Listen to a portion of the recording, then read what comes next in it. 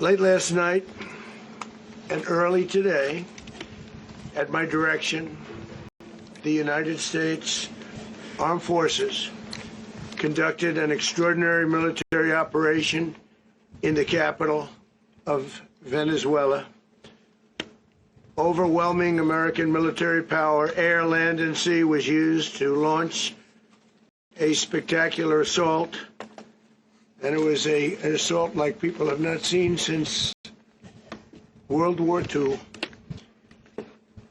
It was a force against a heavily fortified military fortress in the heart of Caracas to bring outlaw dictator Nicolás Maduro to justice. This was one of the most stunning, effective, and powerful displays of American military might and competence in American history. And if you think about it, there's some other good ones like the attack on Soleimani,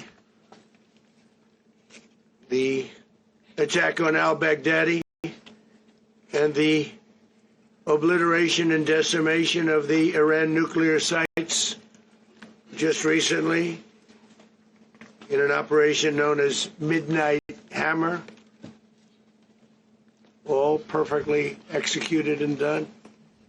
No nation in the world could achieve what America achieved yesterday, or frankly, in just a short period of time.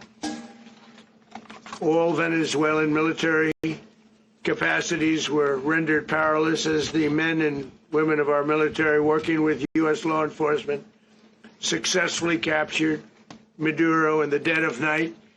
It was dark.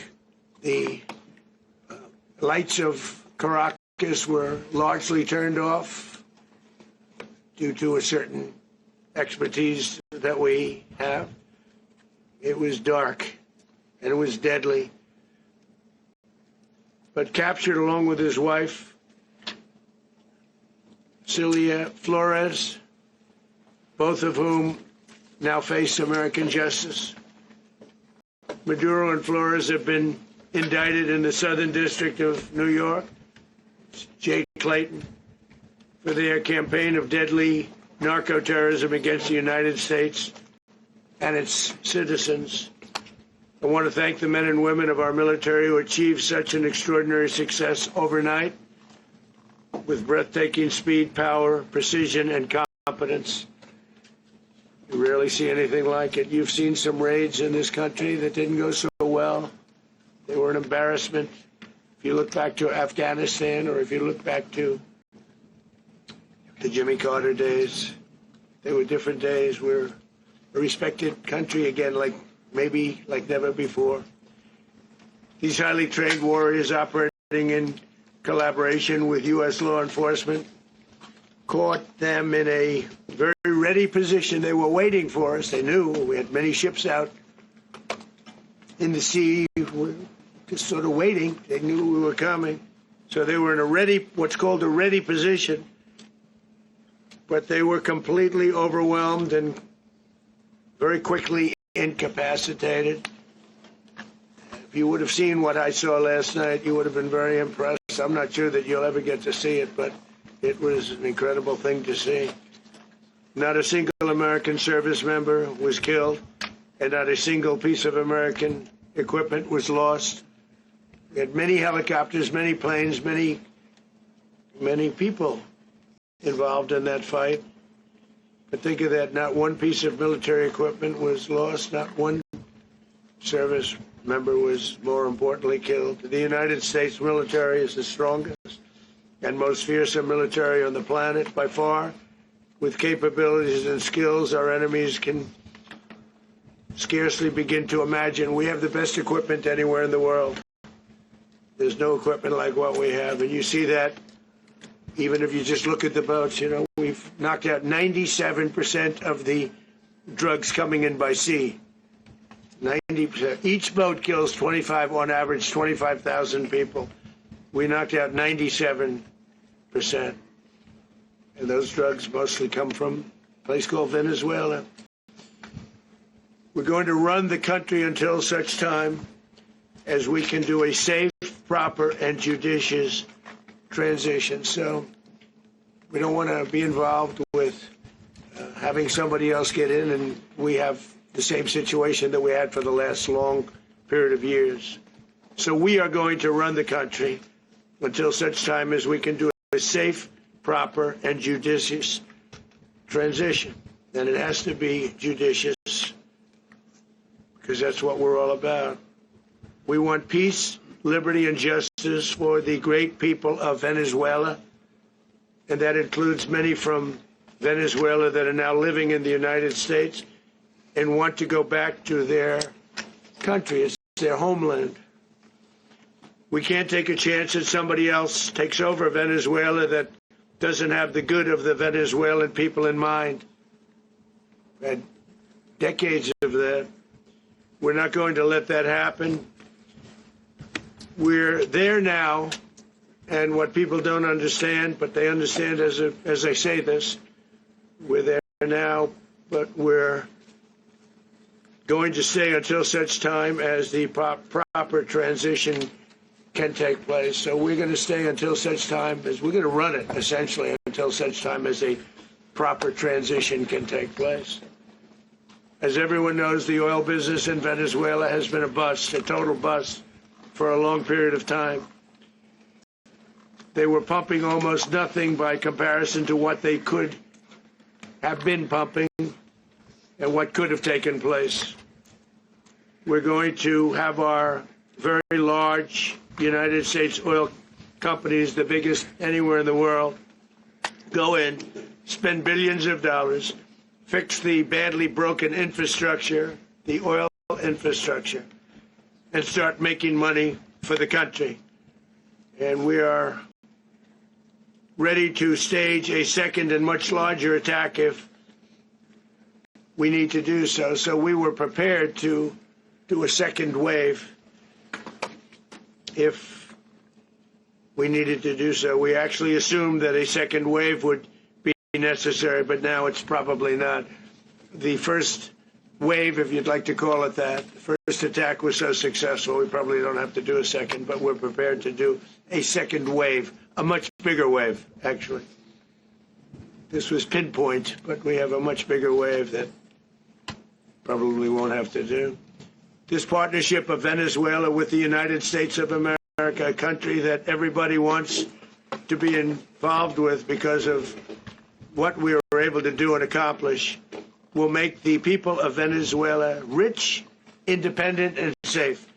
And it will also make the many, many people from Venezuela that are living in the United States extremely happy. They suffered. They suffered.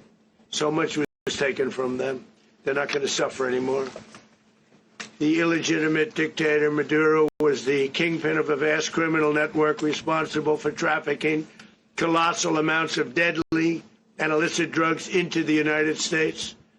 As alleged in the indictment, he personally oversaw the vicious cartel known as Cartel de las Solas, which flooded our nation with lethal poison, responsible for the deaths of countless Americans, the many, many Americans, hundreds of thousands over the years of Americans died because of him. Maduro and his wife will soon face the full might of American justice and stand trial on American soil. Right now, they're on a ship. They'll be heading to, ultimately, New York, and then a decision will be made, I assume, between New York and Miami or Florida.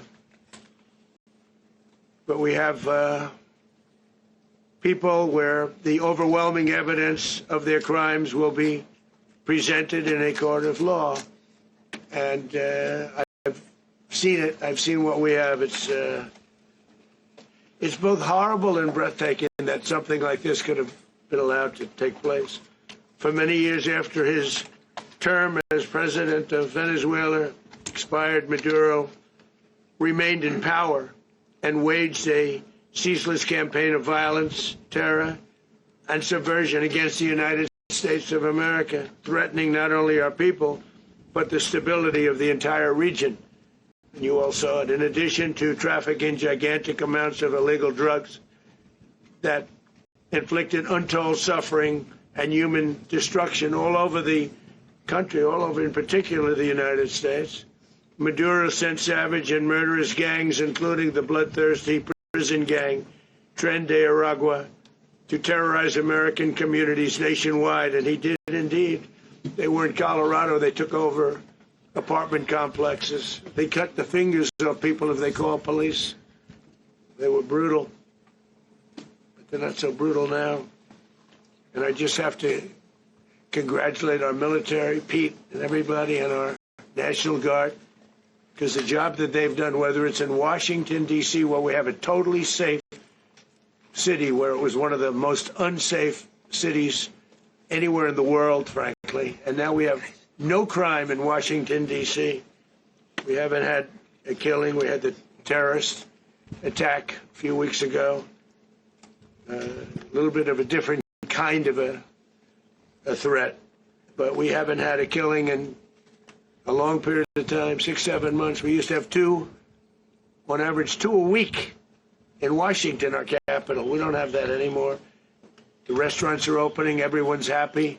They're walking their daughters. They're walking their children, their wives. They walk to restaurants. Restaurants are opening all over Washington, D.C. So I want to thank the National Guard. I want to thank our military. And I want to thank law enforcement. It's been amazing.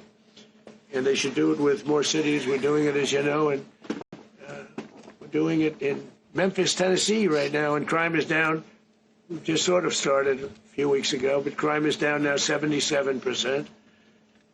And the governor of Louisiana called, great person, and he wanted us to help him, as you know, in a certain very nice part of Louisiana.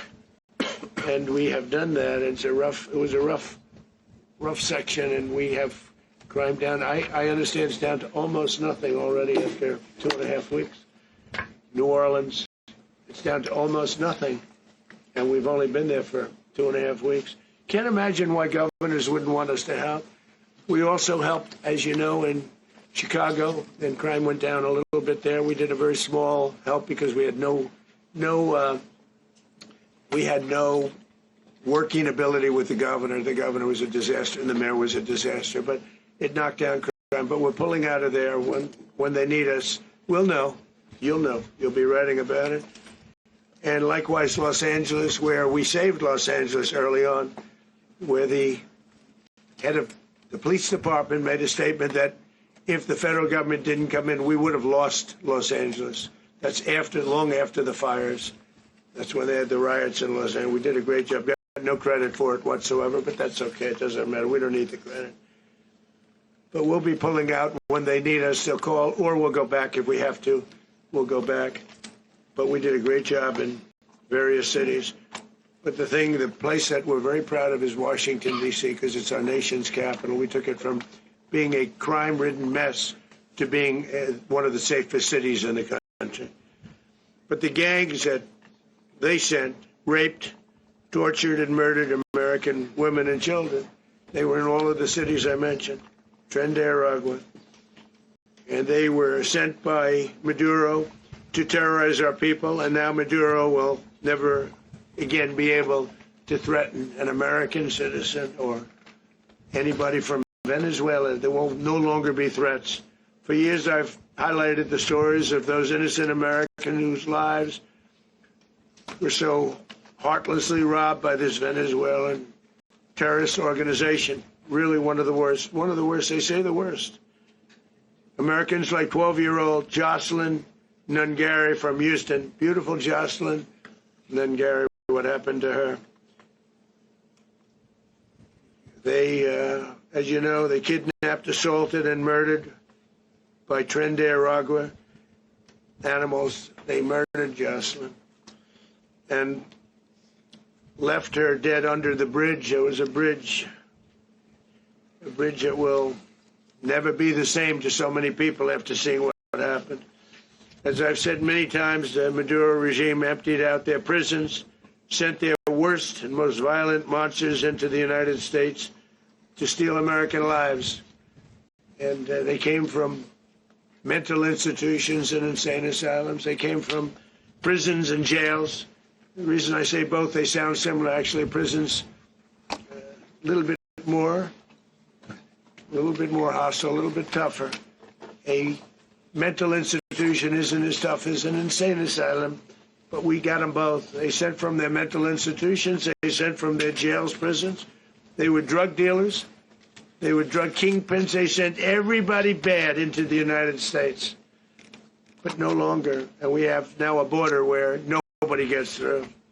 In addition, Venezuela unilaterally seized and sold American oil, American assets, and American platforms, costing us billions and billions of dollars. They did this a while ago, but we never had a president that did anything about it. They took all of our property, it was our property. We built it. And we never had a president that decided to do anything about it. Instead, they fought wars that were 10,000 miles away. We built Venezuela oil industry with American talent, drive, and skill, and the socialist regime stole it from us during those previous administrations, and they stole it through force.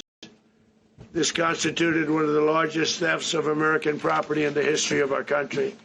Considered the largest theft of property in the history of our country. Massive oil infrastructure was taken like we were babies, so we didn't do anything about it. I would have done something about it. America will never allow foreign powers to rob our people or drive us back into and out of our own hemisphere. That's what they did. Furthermore, under the now deposed dictator Maduro, Venezuela was increasingly hosting foreign adversaries in our region and acquiring menacing offensive weapons that could threaten U.S. interests and lives. And they used those weapons last night. Potentially in league with the cartels operating along our border. All of these actions were in gross violation of the core principles of American foreign policy, dating back more than 2 centuries, and not anymore. All the way back, it dated to the Monroe Doctrines, and the Monroe Doctrine is a big deal, but we've superseded it by a lot, by a real lot. They now call it the Monroe Document. I don't know. It's Monroe Doctrine. We sort of forgot about it. It was very important, but we forgot about it. We don't forget about it anymore. Under our new national security strategy, American dominance in the Western Hemisphere will never be questioned again. Won't happen. So just in concluding, for decades, other administrations have neglected or even contributed to these growing security threats in the Western Hemisphere. Under the Trump administration, we are reasserting American power in a very powerful way in our home region. And our home region is very different than it was just a short while ago. The future will be, and we did this in my first term. We had great dominance in my first term, and we have far greater dominance right now. Everyone's coming back to us. The future will be determined by the ability to protect commerce and territory and resources that are core to national security. These are core to our national security. Just like tariffs are, they've made our country rich, and they've made our national security strong, stronger than ever before. But these are the iron laws that have always determined global power. And we're going to keep it that way. We will secure our borders. We will stop the terrorists. We will crash the cartels, and we will defend our citizens against all threats, foreign and domestic.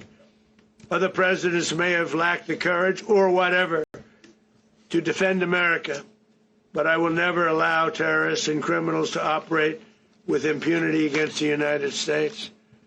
This extremely successful operation should serve as warning to anyone who would threaten American sovereignty or endanger American lives. Very importantly, the embargo on all Venezuelan oil remains in full effect. The American Armada remains poised in position, and the United States retains all military options until United States demands have been fully met and fully satisfied. All political and military figures in Venezuela should understand what happened to Maduro can happen to them, and it will happen to them if they aren't just fair, even to their people. The dictator and terrorist, Maduro, is finally gone in Venezuela. People are free. They're free again. It's been a long time for them, but they're free.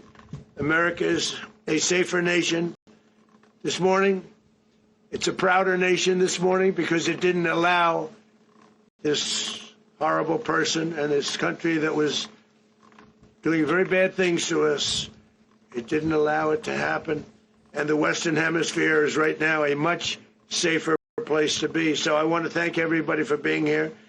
I want to thank General Raisin Kane. He's a fantastic man. I've worked with a lot of generals. I worked with some I didn't like. I worked with some I didn't respect. I worked with some that just weren't good. But this guy is fantastic. I watched last night one of the most precise attacks on sovereignty. I mean, it was an attack for justice. And I'm very proud of him, and I'm very proud of our Secretary of War, Pete Hegseth, who I'm going to ask to say a few words. Thank you very much.